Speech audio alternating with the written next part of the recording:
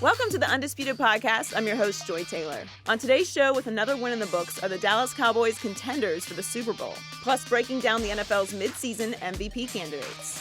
And is it time to christen the Steelers as the AFC's best team? Skip, Shannon, let's get to it. Let's start with those Cowboys. Dallas improved to 4-3 after a rain-soaked 33-19 win on the road against the Redskins. Ezekiel Elliott rushed for over 100 yards for the third straight game, finishing with 150 yards and 2 touchdowns. The Cowboys' defense was all over Kirk Cousins with 4 sacks and a pick-6 in the final minutes to seal the win. So, Shannon, you picked the Cowboys to lose. I did. Lost 2 cases to do. Yeah, I did. But how impressive were they? I was very impressed with the Cowboys. You were? I was very impressed. I'm shocked. And let's start defensively first. Second half, what they were able to do, give up 6 points, force 3 turnovers. They got after the quarterback. Washington's inability to run the football, it left Kurt as a sitting duck. Mm-hmm. And when you have to drop back. Wait, is he Kurt or Kirk? Kirk. Oh, Kirk. Oh, Kurt. You know his name. Yeah, I wanted to make sure. I thought you said Kurt. No, I said Kurt. I thought maybe you'd turn him back in. No, Kurt. I did not. And it left him as a sitting duck back there. When you can't run the football and the defense knows you can't run the football and your only option is to drop back. Now, mind you, Skip, they're playing without 3 starting offensive linemen. The best 2 offensive linemen, left tackle Williams, right guard Sheriff, Pro Bowl players. And then the center goes out. And then they were playing without starters on defense. Mm-hmm. But let's just take their offense for it. I just don't really know what you expected anymore from Kurt to do. Kurt had his work cut out for him. He's calling Kurt. him Kurt. Kurt. Didn't he call him Kurt. Kurt? It's okay if you do. No. I'm good with it. My cousin didn't have a very good game No, and given the circumstances. But what's getting me more frustrated is their first-round pick keeps dropping balls. Josh Doxson. He's got to do a better job. He's got to come up with those balls. I agree. We saw it on a Monday night. We saw what he did. We did. We saw a big play in that game yesterday. We saw what happened. Yep. I didn't see him drop any balls at TCU, but go ahead. Yeah, but yesterday he dropped a few. He only had 1 catch. It was a touchdown, but he had some other opportunities. Yep. From Cowboys offense, and I keep telling you this, but you don't want to hear what I'm saying. As long as they got Secretariat back there. Now, if you want to give Secretariat. If you want to give Ron Turcotte credit because he was on his back all 3 of those races, you and I both know that Chestnut Bay Colt did all the work. Now, time out. You realize Secretariat was simply the greatest thoroughbred racehorse in history. You got that? So are you calling Ezekiel Elliott the greatest running back in history? No. Because you don't even call him the best running back in pro football because you say Le'Veon Bell is. For the record. Here's the thing, though, Skip. When he's right, that's what he became. At the time, he was not that. Time will tell. History will judge whether or not Ezekiel Elliott is one of the all-time great. We have an opportunity now to look back on Secretariat. But all I'm saying is Ron Turcotte was along for the ride. Yesterday. Oh, so now you get where I'm going. Jockey for Secretariat. Dak Prescott. Wow, second in the NFL in QBR is the jockey for Secretariat. Go ahead. I'm listening. If you don't mind me asking, how many yards did he throw for yesterday? It was a driving rainstorm with high winds. What can you imagine worst case scenario for throwing the football? I'm glad Kirk Cousins was playing in a phone booth. It wasn't raining on his side of the field or when he had the ball. Did you see what happened early when it wasn't raining? Boom, boom, boom, boom, boom. Were there not some passes completed in that first drive? No, what I did see. I'm looking at that first drive. He goes 16 to Witten, then 18 to Swaim, and then. Wait a minute, he throws to Terrence Williams for 25? That's pretty impressive. He looked like Dak Prescott before it started running. And I saw Zeke hit the hole and nobody touched him, and he hit his head on the goalpost from about 20. And that's what I 13, but that's and I said this on Friday. If you let Zeke Elliott get 140 or 150, you're not beating the Cowboys. It must be nice to be able to only throw the ball 22 times and got an old guy back there. You can turn around and hand it to him and go get the ball. Driving rainstorm. Do you understand? Yeah. It really doesn't translate on TV, but they said the winds were high and gusty. It's impossible. If you don't mind me raising my hands, I played in a couple of those, and it was Did you throw in a couple of those? No. Thank you. My point is, it's nice to be able to have a Terrell Davis back there, because John did not like throwing a wet ball. It was nice to turn around and hand him the ball, and at the end of the day, John might have thrown the ball 20 times, but we got to win because TD ran the air out of it. That's a nice luxury to have. Okay. The Cowboys had it. Washington did not. They won the game. To make a long story short, I was very impressed with the Cowboys, especially defensively. And Zeke is getting back to what I thought he was. But we're about to find out today because something happens today. We're going to find out. It will be interesting. But I believe that finally this judge will drop her gavel and say that's enough of this and that he will play for the rest of the year. That's just my gut feeling on it. But I'm very curious to see how a female judge views a domestic violence case. It'll be very interesting. Yes. New deal, new twist to the plot, so we will see. Now, back to my Dallas Cowboys. I told you before, and I believe this more than ever after what I saw yesterday, they are going to track down the Philadelphia Eagles and win the NFC East. Because even though I didn't always love what I saw yesterday, even though some of it wasn't very pretty what I saw yesterday, they did what you always say. What do you say about you order on the menu? Are you looking for dubs, right? I'll have one of those. I'll have a dub. What they did was they beat their arch rival on the road in a driving rainstorm. And by the way, that's the 5th time in a row they've won at Washington against the Redskins. And all Dak Prescott did was move to 3-0 against Kirk Cousins, because yesterday he was more Kurt than Kirk. No, it was a driving rainstorm. Driving rainstorm. So the point is that right on schedule, even before it started driving rain, Kirk Cousins turned into Kirk Cousins, because remember the big play early? I thought I was getting in some trouble because it looked like Washington was driving for a 17-7 lead. And remember what happened on a big 3rd and 7 play into Cowboy territory? Could we see that play, the throw to Terrell Pryor, who had apologized before the game? I'm sorry, Redskin Nation. And he was wide open right at the boundary, and Kirk Cousins airmailed him. That was a key turning point play in the game for the Redskins, because you have to make that throw before it actually starts pouring rain. Yes. That was just a flat-out, I missed the throw that could have driven in the big nail in the coffin. Yes. Right? And then, of course, do I need to even point out, it was raining, but late in the game, Kirk Cousins did have a chance to go drive and either tie it or go for 2 and win the game at the end, because we kept giving you chances to get back in the game, and I'm sure you were just jumping up and down in your living room. No. Yeah, you were. No, I was not. You're saying, come on, Kirk. Come on. Don't be Kurt. Be Kirk. No. And right on schedule, what did he do? This is the guy, tipped interception, pick 6, goes the other way, which is really good for my defense because that's contagious. You start to say, hey, we can do this. That was the first interception since week 2. I know, but it's like Byron Jones says, this was fun. I got to walk into the end zone with the touchdown. Whatever. So this is the Kirk Cousins that you say that they should pay, what, $150 million guaranteed for the next 5 years? No, just 100 guaranteed, but 150. I think on Friday you said way over 100. Oh, he's going to get 100 guaranteed because Matthew Stafford just got 92. Okay. But Kirk will be free. There's a difference between having a year still on your contract and being totally free. Yep. He will get max dollars. Okay. So I just hope and pray you are right about that, because I've told you again and again, I want to face, as a Cowboy fan, Kirk Cousins 10 times in the next 5 years. I just hope that happens. I hope they are backed into such a corner that they have to commit to a guy that they're clearly, Redskin management, not clearly sold on. No, they're not. So are you going to cut bait and go forward with Colt McCoy? I don't know. Looks like they're draft. stuck. Yeah, you're going to draft somebody and throw them in cold? I don't know. Are you going to give Kirk Cousins, what are we out of franchise tags now? I don't know. Okay, how many times? Oh, you can do it again, but you're going to have to pay him $34.5 million. $34.5 million. I hope you do that for next year, because I say that's advantage Cowboys. So now, what did I see yesterday for the first time? I saw resilience. What did I see Ezekiel Elliott do on the first play that he carried in the game? Fumbled. He fumbled. And I was like, oh my God, what? This is just what he did last year at Washington, remember? Yep. And he basically got benched at the end of the game in favor of Alfred Morris. That is correct. After that, Ezekiel Elliott touched the ball, carried the football 32 more times and did not fumble. That was huge in that game.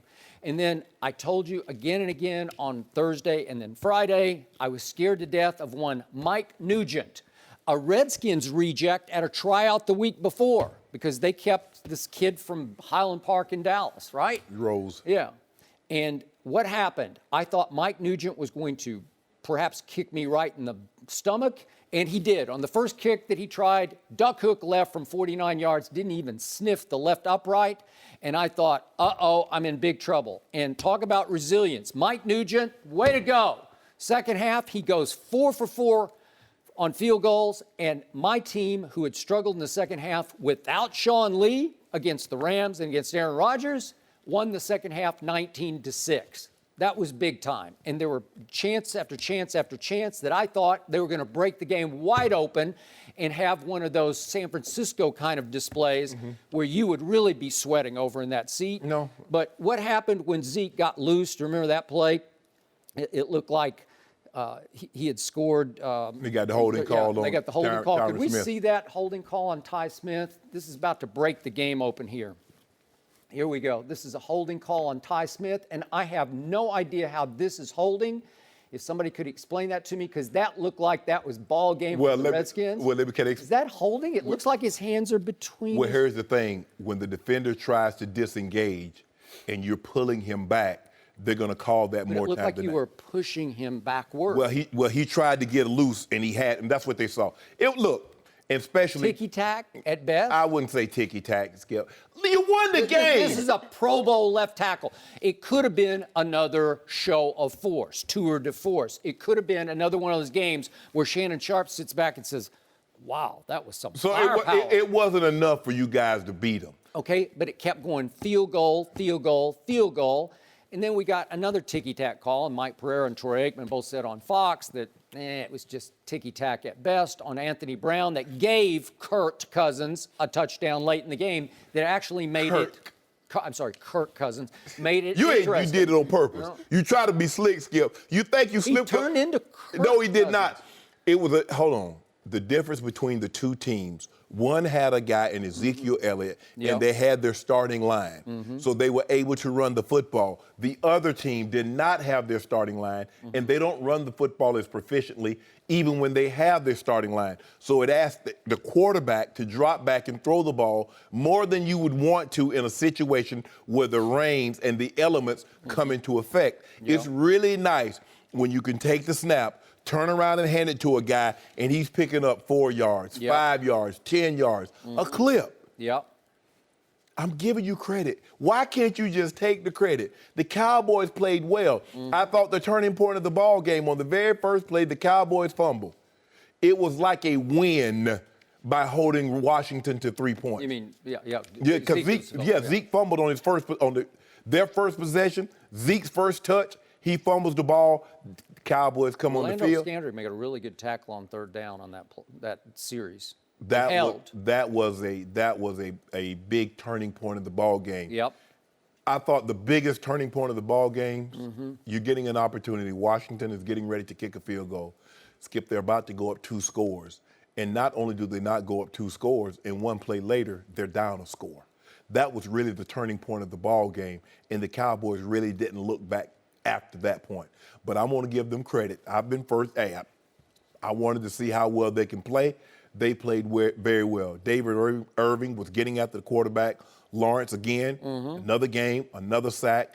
But I'm telling you, DeMarcus Lawrence Taylor, that guy leads the league in sacks. I can't help it. It's just a fact. All I'm saying is this, is that when defensive linemen, especially the line, do not have to worry about staying in there and playing the run. They can just jump off the ball and go get your quarterback. You're in for a long evening, and that's what Washington was. They're in for a long evening because they couldn't run the ball. Okay, thank you for bringing up the blocked field goal because I believe that was the turning point in the entire Cowboys season.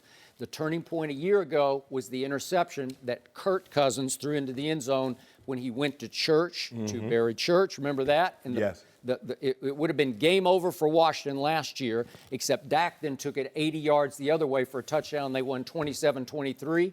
The block kick, and also I got to give our man Orlando Scandrick credit for this. What a nifty reverse field he had on the return because he starts to run to the right, almost like a punt returner, and stops and pivots and comes clear back left and picks up a whole wall of blockers. I thought he was running out of gas a little bit down the sideline. I think you better run a couple sprints this week just in case Orlando. The thing is, and this is what you get a lot of times on block because you got guys that are not used to tackling. You got it. You got big offensive linemen. So basically, you got a kicker, you got a holder. Normally, it's linebacker or tight ends that are the wings, and everybody else is like either O-line or D-lineman. But they're not used to tackling people in the open field. Yep. So that's why a lot of times you get these returns for touchdowns. He start one way. These guys got on big old knee braces, Skip. They can't reverse field. So he goes 86 yards, and all of a sudden it becomes 14-13 Dallas. Correct. That's a 10-point swing because Correct. they're going to get. It was a pretty easy field goal. Yes. I mean, you got to make that one, and it gets blocked. Yep. It's getting wet. It's getting soggy. You got a kid who's never kicked before, except he did kick on Monday night, obviously. It was the first game ever. And that leads me to what happened at that point at 14-13. Dez Bryant happened again. What? He became the story of the game at that moment for all the wrong reasons. And I thought Fox, if I may, did a great job of covering this story because Troy Aikman was all over it. Sideline cameras were all over it. And he's getting into it first with his quarterback. And Dak Prescott appeared to want none of the above. I think he shut him down pretty quickly. Then he gets into it with Derek Dooley, the receivers coach. And then he tries to get into it with Jason Garrett, who also just kind of waves him off. And yet he did run to the sidelines holding up two fingers. And he said after the game, he was actually, and he didn't do a big press interview, he ducked that one, but he told one of the reporters that he was actually trying to signal what coverage the Redskins were playing. I don't think I'm going to buy that. It could be, but I don't think I'm going to buy that one. So all of a sudden, you have just had the play of the year. Think about this. We'll look back on this play. Yeah. This is a turning point because here they're going to go. Because upcoming, you got Kansas City, then you got at Atlanta, then you got the big Philadelphia night game, and this is it. This is the stretch. And I believe they can win all four of these games in a row. But this was the turning point, and all of a sudden, number 88, your highly paid wide receiver, is saying, wait a minute, it's all about me because I have only 2 targets so far. That was the interpretation of Troy Aikman. I'm gonna run with that because I think that's what it was. So this is the guy who has been far more trouble than he's worth. This is the guy who's been thrown to now 64 times this year and has caught only 32 balls. That's the 7th most targets in the NFL. It is. He has more targets than Julio Jones. And he's tied for the 3rd lowest percent of targets caught. It's just not good enough. More trouble than you are worth. I wish that Jason Garrett had the guts at that point just to say, just come over here. I want you to come stand by me for a while. And He'll go tell Jerry on him. Okay, you could, and maybe that would work. You know what? You know it'll work. It might. It just might work. He does make a whole lot of money. And he did get open later for an 18-yarder when they just blew the coverage. But what happened after that 18-yarder? Because at that point, there's 1:34 left in the 3rd quarter. It's still a really tight nip-tuck game. And what happens on the next play? It's the 1st and 10 play, and they throw it into the end zone. Do we have that play right there? And I know this is a tough catch, but if you are one of the top wide receivers, do you not make that? Do you not just put that in your back pocket? I know it's wet. I know it's raining. It is a tough catch, Skip, because the thing is that the ball is coming down. You can't see it. It's coming You down. get shielded. And it's almost like it just falls out of the sky on you. I got it. If you're that guy, if you're Shannon Sharpe, I think you make that play. No. Yes. If you're complaining about catches, you make that catch. You make that catch. Because you're telling people, I'm open. I only got 2 targets. Okay, when they give you an opportunity, what the hell are you doing with it? Yeah. You drop the ball. So all he's gonna do is go upstairs and tell his dad, Jerry. Jerry's gonna call Jason into his office and say, I want him to have more targets. I want him to have more targets next week. That's how it's gonna work. And he'll be okay. Right now, so far, the Dallas Cowboys are winning in spite of, not because of Dez Bryant. Well, Skip, if you can run the ball like they can, and everybody else is going to make contributions, is Witten and the Bryce Butlers and the Terrence Williams and the Cole Beasley. He caught one, but it was a big 3rd down catch. If they're going to all contribute, why am I going to force feed you the ball? Don't know. Well, yeah, I mean, Dez may go complain to Jerry, but Dak's the one who's going to have to throw it to him. But then Jason Garrett to get in Dak's here. Well, we need to give 88 a couple of more targets. Even Jerry might call him up there and say, Dak, Now we got to get. See, now you're just rooting for. He's rooting for a dissension. No, I don't want that, Skip. I don't like dissension. Oh, you're on the bandwagon now. No, I'm definitely not on that. Well, it was very impressive for them to play without an offensive line, though. I'll give them that. No. At the end of the game, they had just one of their six They called a offensive guy. linemen. They calling guys on Saturday. We need you to catch a flight to come play a game on Sunday. Yeah, it was incredible. Which is why I did not rave about David Irving or DeMarcus Lawrence. They did what they should have done. Right, exactly. Dominate. So are you going to pay now, or are you just going to keep a running total? No, I think we might be even now. I like that math. That's Shannon math. Hold on. What about the Cowboys and the Rams? Huh? What about that? No. What about the? Yes, we did. We bet no, because I told ED, and ED got a case on you too. But what about the Broncos and the Rams? So we even. I get it back this week. Who y'all play this week? Who y'all play? Kansas City. Oh, yeah. I get it back. I'm about to get it back. You Run like it back. Alex Smith now? Yeah, sure do. Good. I like Hunt even better. No mercy. The Cowboys improved to 4-3 after a rain-soaked 33-19 win on the road against the Redskins. Ezekiel Elliott rushed for over 100 yards for the third straight game, finishing with 150 yards and 2 touchdowns. The Cowboys defense was all over Kirk Cousins with 4 sacks and a pick 6 in the final minute to seal the win. We're joined now by Fox NFL analyst Michael Vick. Welcome, Michael. Thank you. Good to You be back. know that stadium pretty well. Yeah. I Once played upon a it time, you a got a couple good times, game got there. a couple wins. I don't think I ever lost there. And that Monday yeah. night game, was that not one of the, that was all time. Yeah, and even though Carson Wentz almost topped it last week. It Almost. might have been one of the greatest I don't performances I've seen. I would say. What was your biggest takeaway from yesterday's game, Michael? I thought it was a good win for the Cowboys despite the inclement weather. I don't think the Redskins would have had a chance to win on a dry day if that's what it came down to.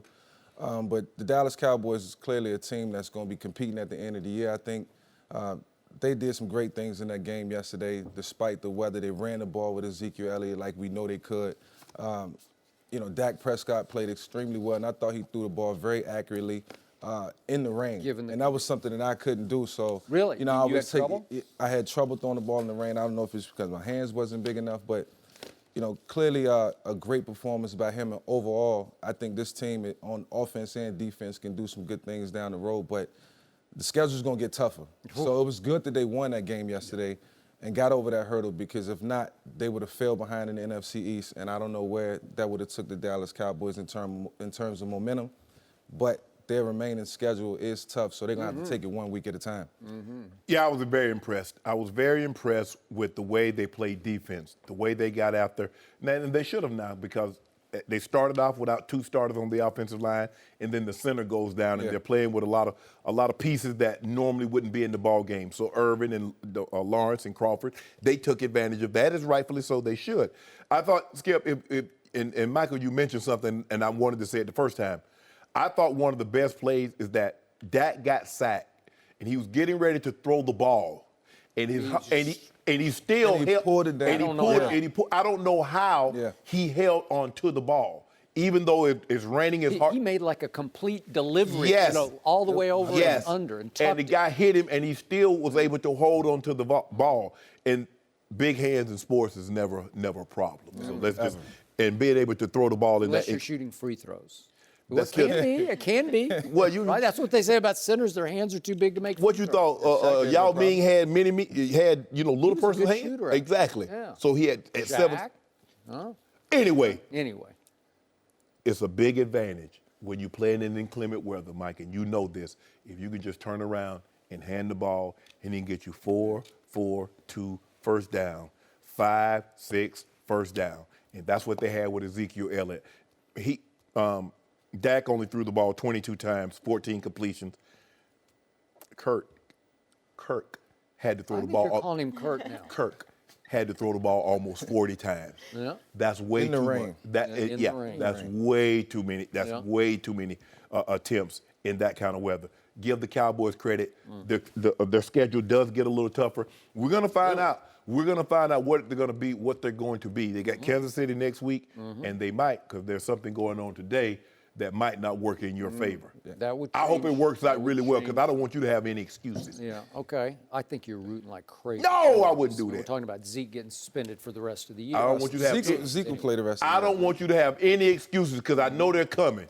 You're weird today. I think he came to the show today and decided he's going to try to kill me with kindness because he's like on the bandwagon. Are you now? No. Are you, No, are you dude, buying? Are you no. believing? Nope. Are you supporting? Nope.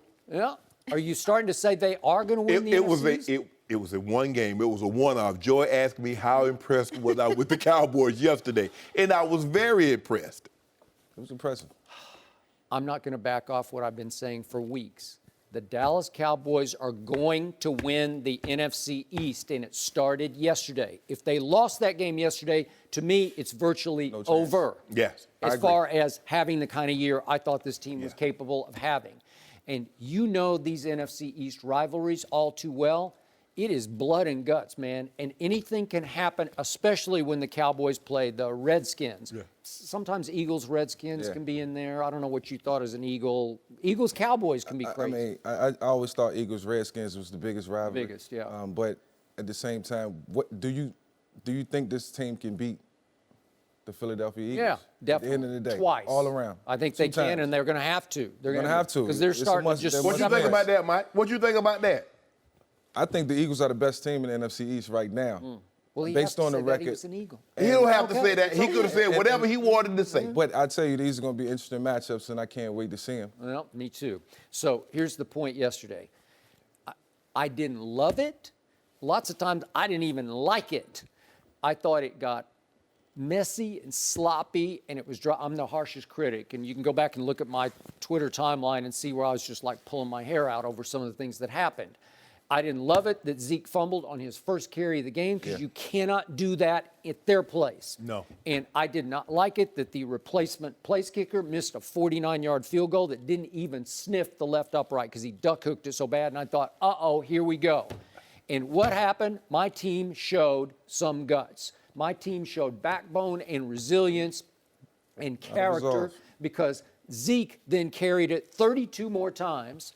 And every time he carried it, it was like this, like he's got two hands wrapped around and he's just crashing through them. Does anybody have better body lean than this guy does? If he doesn't fumble that ball on the first carry, he goes for 200 because he runs like he normally would. I know. He's because just doing it like this he- the whole rest of the he game. ain't I trying to- agree. You're at a disadvantage. Yes. Like you can't stride out, right. And yet he carried it 32 more times and did not put it on the ground even close. Yeah. One time. One time. And that place kicker, replacement place kicker, Mike Nugent, former second-round draft pick who'd been dumped by 6 different teams and lost a tryout in Washington last week to that kid kicker that they picked. Rose. Yeah, and all of a sudden, he has 4 chances in the second half and makes all 4 of them. And that was the game. And the Cowboys have been struggling in the second half without Sean Lee. Sean Lee is back healthy. They won the second half 19-6. And I'm going to say this again about Kirk Cousins. Right on schedule, especially against my Cowboys, he turns into Kurt Cousins. Because when you least expect it, or maybe when I expect it the most, he will just miss a throw or make a bad decision that will cost them the game. So he has now fallen to 1-5 against Dallas. That's the guy that you say they should pay $100 and some million guaranteed. Well, to. Like his effort yesterday. I mean, Kirk, he played a good game. He fought a lot of heart, tons of heart. He You always see him and fights Gruden at the end of the game. He gave him a handshake, and I know what that handshake was about. It was about just, fighting hard and Who doing the best he that you gave? could. Gruden, Jay Gruden. Jay Gruden. Him gave and Kirk Cousins a okay. handshake, Yeah. and it was just about, Right. just the sportsmanship and doing everything he Okay, could. but my point, I've said it over and over about Kirk Cousins, is that he'll make lots of plays, but he won't make the play. Well, he especially had to turn against the ball Cowboys. over. Well, he made one on Monday night to Josh Dotson. And what did got he it. do? He dropped When he it. dropped the ball. He dropped threw it. another one yesterday. Yeah. And what did he do? He dropped the Dropped ball. So maybe and Terrell Pryor has been a bust. And this is what happens when you keep franchising the quarterback. You lose a Pierre Garçon, you lose a Deshaun Jackson, and you get an unknown commodity in Terrell Pryor. Terrell Pryor is not better than Pierre Garçon or Deshaun Jackson, but because you had to franchise Kirk Cousins, you had to let these guys go. Oh well. Okay, so could we see again that early 3rd and 7 throw, 2-1 Terrell Pryor, when it looks like the Redskins are driving to go up 17-7, which might have been a big hole, man. And here it is, 3rd and 7, and Kirk Cousins drops back, and he's wide open, and he airmails him at the boundary. Wow. You got to make that throw. If you cash that one as 17-7, they wind up with a field goal, and all of a sudden it feels a lot different at just 13-7. Yes. And then a little later in the half came what I believe will be the turning point of the year for the Dallas Cowboys. They blocked a field goal. And Orlando Scandrick made not a good play. He made a great play. He made a punt returner play, a Michael Vick reverse field play, because he goes right and says, I think I'm going to wheel back to the left. Picked up his wall and went all the way up the sideline, 86 yards, and almost scored. That was big. That was probably one of the Redskins. The Redskins, they played tough, but the Cowboys, they got lucky. They got lucky yesterday, and luck wins, and a win is a win. You know what? I will agree with you. They got some lucky breaks, but in the end, this man always tells me it's always about the dub. That's and it. I got a dub. That's it. And he lost 2 cases of Diet Mountain Dew on this game. Wow. When I go to sports, hey, what's on your menu? Wins and losses. Okay, I'll take 2 of those dubs. I'll give Skip 2 of those losses. No moral victories for you? But that's okay. Your day coming Sunday. Your day coming. Kansas City? Yep. Oh, that's How going many to be cases? awesome. Kareem Hunt. Make it loud on yourself. Make it loud on yourself. Really? You're Kareem Hunt. going to do it to yourself Kareem again? Hunt throwing the sky hook. Yeah. all I heard I heard about Kirk Cousins. That Well, I didn't know it was going to be. I didn't know Noah need to get his arc out. You see all that rain up there in D.C.? Kirk Cousins is 1-5 against the Dallas Cowboys now. You you like were that? excused. How you like that? I don't like it. No mercy. The Steelers had a week filled with controversy that led to Martavis Bryant being benched for last night's game in Detroit. Despite that, Pittsburgh beat the Lions to improve to 6-2. Ben Roethlisberger found Juju Smith-Schuster for a 97-yard touchdown in the win. The Steelers' defense gave up nearly 500 yards on offense, but allowed just 5 Lions field goals. Now, Shannon, the Steelers have won 3 straight. How good are they? I think they're projecting in the right direction. I didn't think Ben played particularly well last night. He missed Darius Hayward-Bay wide open for a touchdown. He missed Jesse James, not the outlaw. He missed the tight end wide open in the middle of the field that could have been a big game. So he didn't play particularly well. He hit the big play to Juju Smith, caught him in cover 2, and got a big play out of that. But their defense, 3 goal line, 4 possessions, 12 possessions, inside the 5-yard line, and you give up no points, that was huge. They gave up 3. Gave up 3. Yeah. And one, they were on like on the foot line, and they went backwards. I mean, Detroit could have scored 21 points and they scored 3. 3. I mean, one guy, if he'd have just stuck his tongue out, Joy, it'd have been a touchdown. He couldn't even stick his tongue out and get a touchdown out Without of it. losing his tongue, because they were about to knock it off. Because they came downhill. Hey. They came downhill in a hurry. But again, Skip, you got a guy that you're paying $92 million in guaranteed money. Shouldn't he get that ball in the end zone at least once? Don't you got to put the ball in his hand and say, you got to go make a play for us, bro? I'm gonna give the. Do I think they're gonna make goal line stands, have 2 of those a game? Probably not. But they're starting to generate a little pass rush. Bud Dupree is showing up on tape. Cameron Hayward, he's showing up. And JJ, little brother, he's playing well. He's playing well. Now, I love Joe Hayden. Now, sometimes he's going to got caught clued in the backfield in cover 2, and Matthew Stafford hit a rail route on him. But he's been a big addition to that secondary. Skip, the needle for them is heading this way. It is. I agree with you. I still don't think they're better than Tom Brady's Patriots. But I'm impressed because they keep winning in spite of themselves. Because it seems like a crisis a day with your Steelers, and they just seem to thrive on it. When I think they're going to implode, they explode. Yes. And yesterday, I was just like blown away in the afternoon. Le'Veon is tweeting at Joe Mixon on a game day. Yeah. Because he's watching Joe Mixon's game because they're going to play at night, obviously. Right. And he's tweeting at a rookie for the Bengals. Oh, you're trying to be me, blah, blah, blah. Why would you even acknowledge his presence? Why would you stoop to do that? And why would your mind be on Joe Mixon and the Bengals instead of on the Lions? Skip, help me out. You should be honored.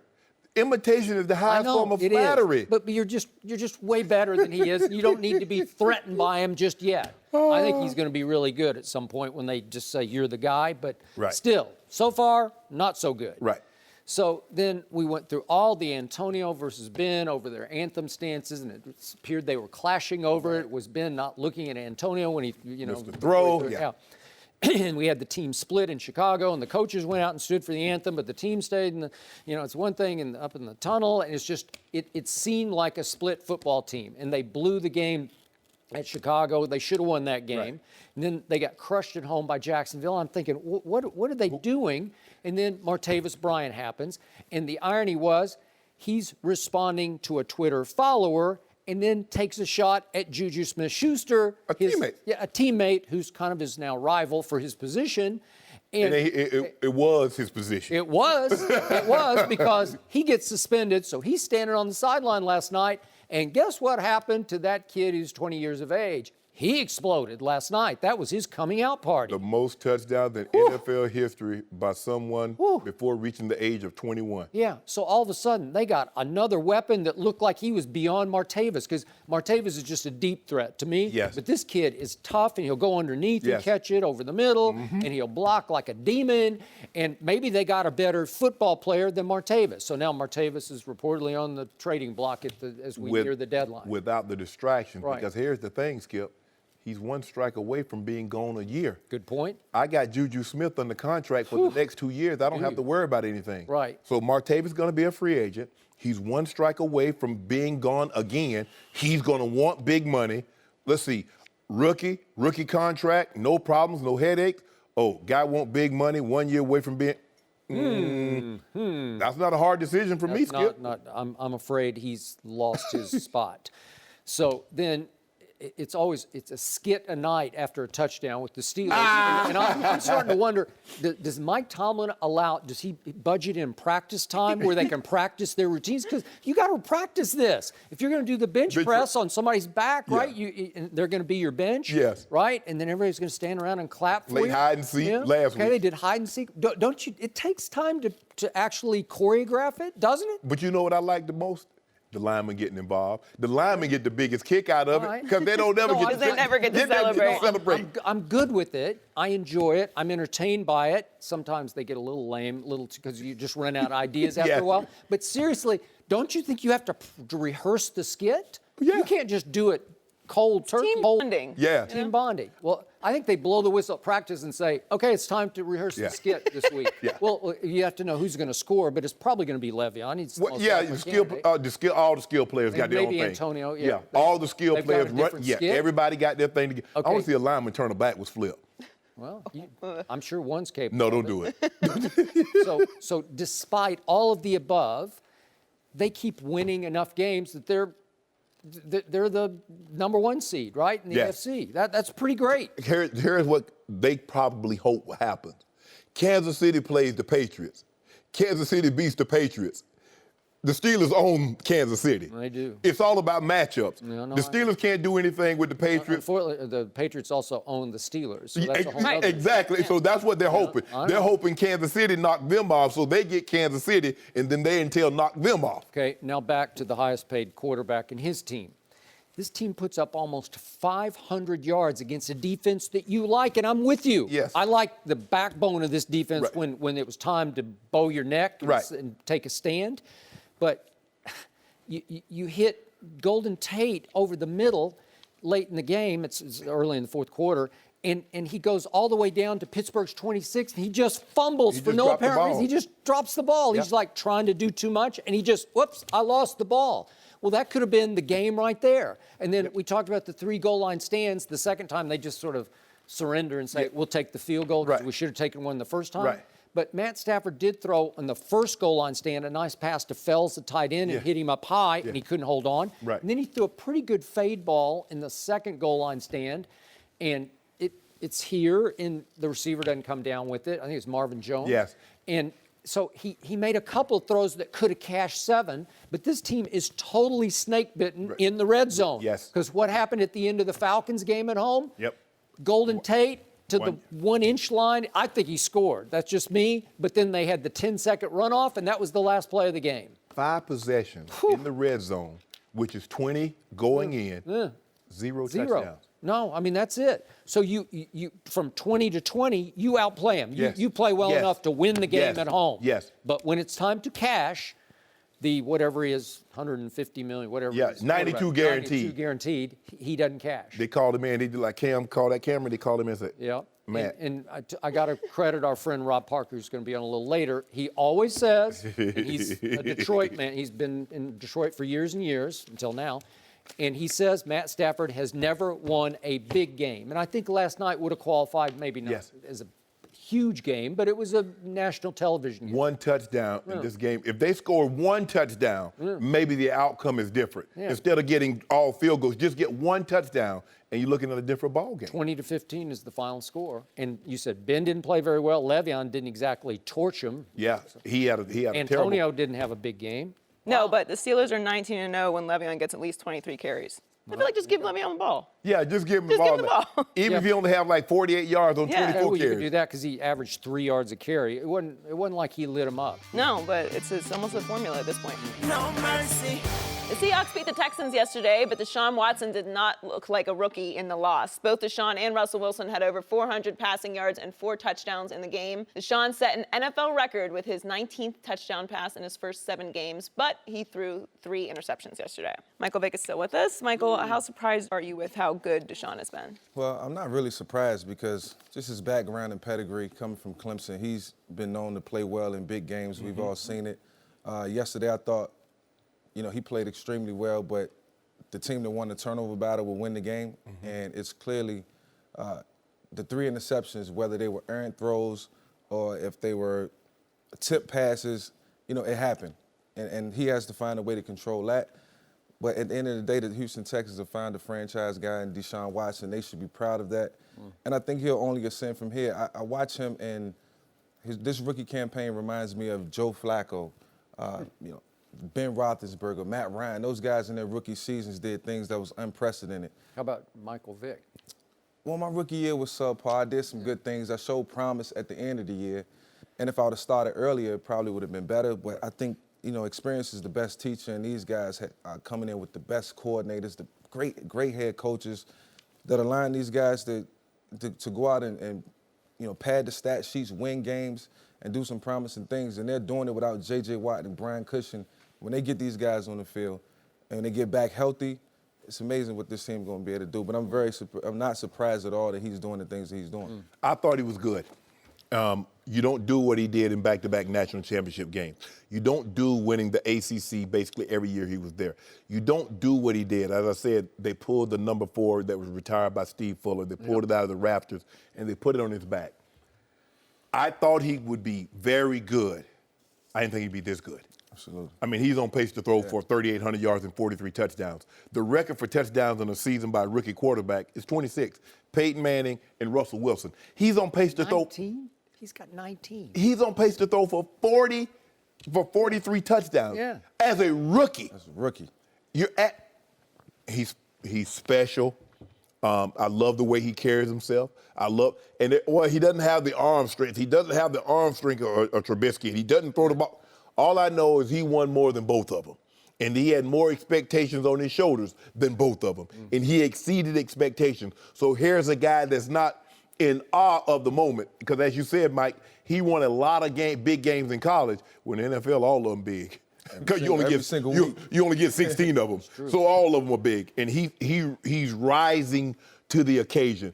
I love the way, we know he can throw from the pocket, but his ability to make plays out of the pocket, Skip, is very Aaron Rodgers-esque. It is. I'm not saying he's Aaron Rodgers, No, I got it. but he has that ability to roll left, roll right, and make plays. And I tell you what, when he pulls the ball down, he can get gone in a hurry. He ain't pulling he had that type of speed. He ain't pulling bricks behind him. does. Deceptive. He has instant speed. Yeah. Yes. And he has incredible athletic ability to anticipate the slide that a lot of kids can't get. Yes. He was sliding like that. And popping right right on up. time. Yep. And that's big for a young It's guy. hard because RG3 never got that. No, he never could never. understand it. He didn't know when to slide or how to slide. Hey, I loved this kid before the draft. I'm stunned by what he's doing. This is extraordinary. Yeah. Listen, this game yesterday, again, I'm going to make this case, and I defy anybody to prove me wrong on this one, even though it's a little subjective. I don't think any rookie starting quarterback, and that's a pretty small sample size because it doesn't happen all that often. I don't think any rookie starting quarterback has ever played a better game than he played yesterday. It's got to be the greatest performance ever under the circumstance, the degree of difficulty. Yes. That's the number one scoring defense at a place where they eat young quarterbacks for lunch, right? Yes. It is the loudest stadium in the league, outdoor stadium. You can't hear. You have to go on silence the whole game.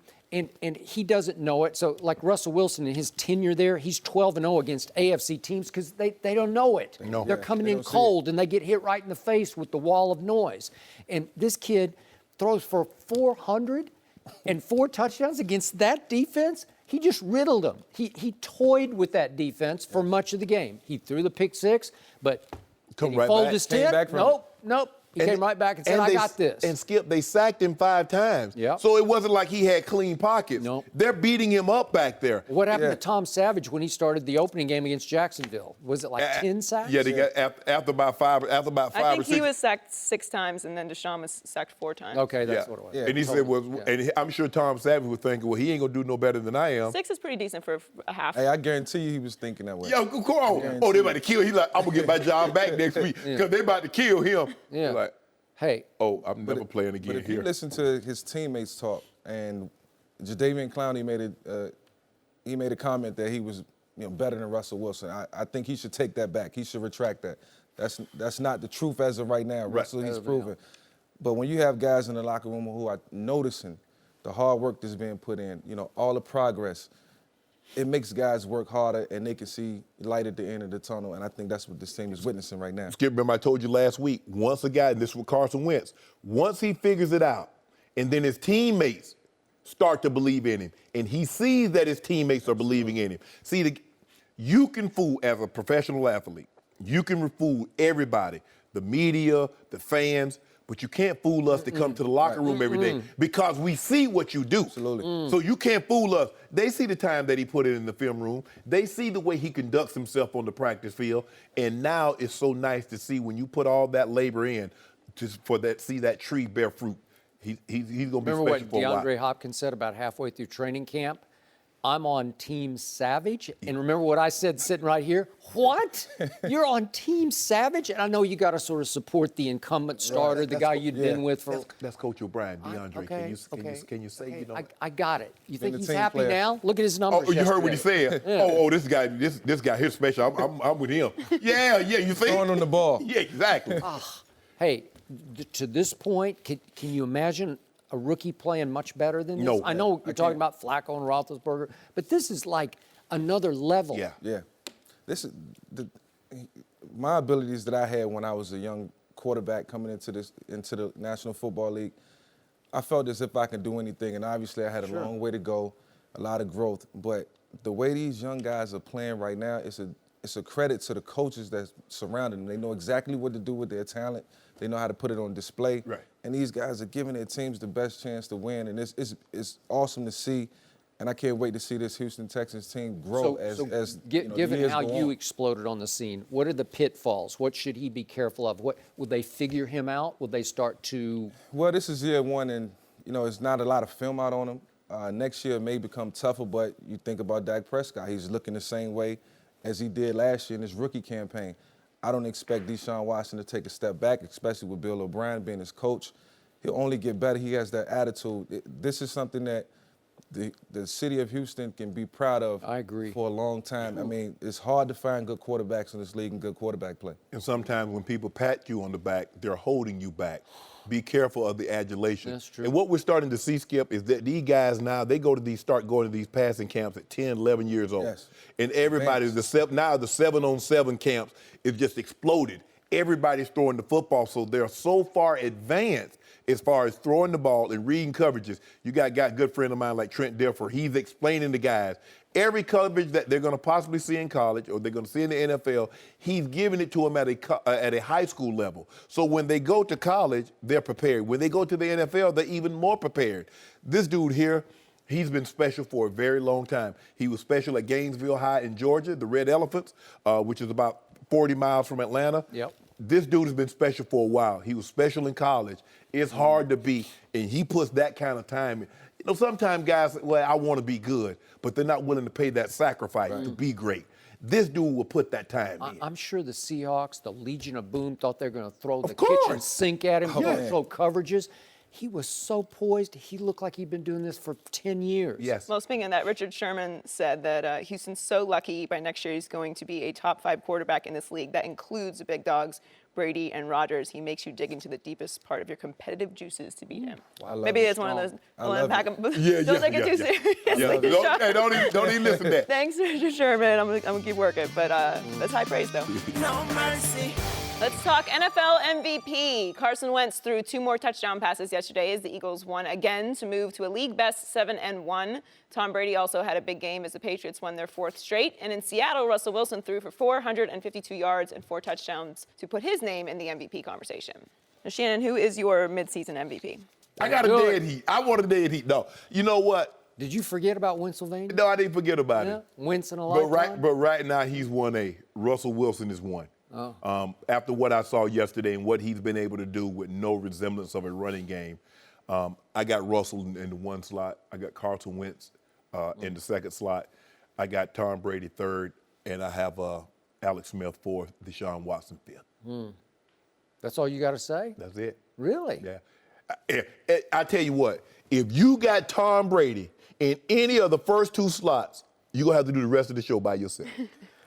I'm going to do the rest of this show by myself because I got Tom Brady at 1, 2, and 3. Stop it. I do. Listen, it is extraordinary what this man is doing, overcoming the worst defense in pro football in yards allowed. They're dead last in yards allowed. What about points in the last 4 games? Okay, they're starting to come alive and come around. But is he not doing it without his security blanket go-to number 1 receiver, Julian Edelman?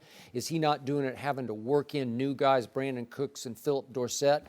Is he now going to have to do it without Chris Hogan, who looked like when he left last night, his arm in a sling, it looked like his shoulder got busted. I don't know the outcome of it. He'll be fine and ready to go. Went to bed. It looked bad to me. They took him right to the locker room. I will bet you he'll be gone. I don't know for how long, but maybe for the year. Gronk is in and out of the lineup, and even when he catches it now, he just looks a little gimpy, like I'm like covering my eyes, like, oh, don't hit him, he might be gone. Unfortunately, it's called tackle football, so they're continuing to hit him. And Look at what Tom Brady's doing. He's 4th in QBR, but he leads the league in big plays. So don't tell me he's dinking and dunking to little Danny Amendola and little. Oh no, they're getting chunk plays. He's leading, and those are plays of 25 or more yards. He leads. He's got 24 and leads by a lot because Russell Wilson, who's also having a great year, has 19. So it's 24-19 in big chunk plays, 25 yards or more. And even yesterday, it started to rain. Probably 2nd quarter into the 2nd half, and he's up against the best pass rush, I think, in the Chargers in pro football. And look at what he did. He had a 27-yarder, 26-yarder, 25-yarder, and 2 19-yarders to a bunch of guys that you'd say aren't very good as a collective group of receivers. And then I thought little Gillislee, who's not that little, but I thought he was going to be a factor and a force. He is not LeGarrette Blount. He's been a mild disappointment. Yes. Now, more and more, they're going to little Dion Lewis, who's 5'8", 195? Yeah, you notice Lewis and Burkhead and even Dion and White, James White are getting carries. And I think Gillisley fumbled that ball a couple of weeks ago, and he hadn't gotten back out of the doghouse. But Skip, look, and I know Tom Brady's playing well with. But if you look at Russell's offensive line with no resemblance of a run game, and he's been better. And for the longest time, we already knew what Tom Brady was going to be. Because for the most part, with the exception of maybe Corey Dillon, and a couple of times he had LeGarrette Blount, and he had Antoine Smith 1 year. But for the most part, he's had okay. They can't even try to run the ball. 17 carries yesterday for 3 yards between the rest of the running backs. But you know, he's got a defense though. And Pennsylvania's got a defense. I couldn't tell by yesterday. Huh? I couldn't tell by yesterday. Until yesterday, they're the #1 scoring defense in pro football until they ran into Deshaun Watson. But old Pennsylvania, he'll solidify. You know, he got something up his sleeve. He ate up those 49ers. Don't do that, Skip. Huh? Don't do that. Well, he did. So did the Cowboys. Cowboys ate him up worse. Yeah, but it was a nice sunny day out here in California. Wentz was throwing in the rain, the slush. Was he? You know, there was a deluge going on in the East Coast. Was it? Yeah, and he gave it to him. Is that Tom Brady has his team, as vulnerable and flawed as it is, at 6-2, which is just barely the #2 seed behind your Pittsburgh Steelers for now in the AFC. I still think it's the best team because it has by far the best quarterback. Yeah. And if he's ever going to be an MVP candidate at age 40, it's now. Because look at what he's 16 touchdowns to 2 interceptions. So Wentz is 19-5. He's got more. Deshaun is 19-8. And Russ. 16-2. And Russ. Wow. And Russ, I trust. Yeah. And he's a Winston. Hold on. Well, which is it? Winston in a lifetime or Russell? No, hold on. I'm looking. Yeah. Okay, let's see. We got Wentz. We got Tom Brady. We got Russell Wilson. Got Deshaun Watson. Got Alex Smith. I'm missing somebody. Hold on. Wait a minute. What about #4 for the Cowboys? All he does is win. No. I'm talking about the win. Don't do that. Don't do that, Skip. Who got the dub yesterday? No, Skip, don't do that. What is Dak Prescott against Kirk Cousins now? 3-0. I'm trying to figure out where do I place him in the MVP voting. I'm not saying. I'm not going there. I just know this team is going to win the NFC East because Dak Prescott will beat Carson Wentz twice. Zeke. And the first time is coming up in 3 weeks. And Zeke get MVP votes, too, because he's starting to eat now. Okay. Oh, I guess he lost weight now. Now you don't think he looks out of shape to you, huh? I didn't think he was that great yesterday. Honestly, I didn't. I thought he was okay. Hold on. How many times will you see in an NFL game a guy rushes for more yards than the quarterback throws for? In a driving rainstorm, you'll see that. No. With high wind. No, Driving rainstorm with high wind. It didn't happen with Kirk. His team only had 49 yards rushing, while the Cowboys had 169. Yep. My defense is they coming also alive. lost. Yeah, that's what I'm saying. They lost. It's a beautiful thing. I hope you enjoy this once in a lifetime ride because it's going to come to a You close. wanted to come to an end. I'm not. I'm just telling you. I'm out front on this. I'm not backing off. I know when it won't come to an end. They will beat Philadelphia both times at Philly and in Jerry It World. won't come to an end against the Cowboys. Yep, it will. That won't happen. How many cases do you want to put on that right now? Whatever you want to do, Skip. Yeah. Whatever. No, because I know because of what it is. I mean, if Wentz get hurt and Philly lose, but no, we're betting teams. No, I'm going to let it play out. And when they hook up, when they lock horns. Did you just jinx Carson? No, I knock on wood. I pray every I'm night. going to knock on wood for him. I just pray. I pray every night. Yeah. Just don't let anything happen to him. You too. Just don't let anything happen to him because he got something for the Cowboys. Well, God doesn't play favors like that. Don't do that, Skip. I'm knocking on wood for Carson Wentz because you just jinxed him. No mercy. Thanks for listening to the Undisputed Podcast. I'm Joy Taylor. We're back at the same time tomorrow morning, 9:30 Eastern. We'll see you then. Fox Sports 1 of 1.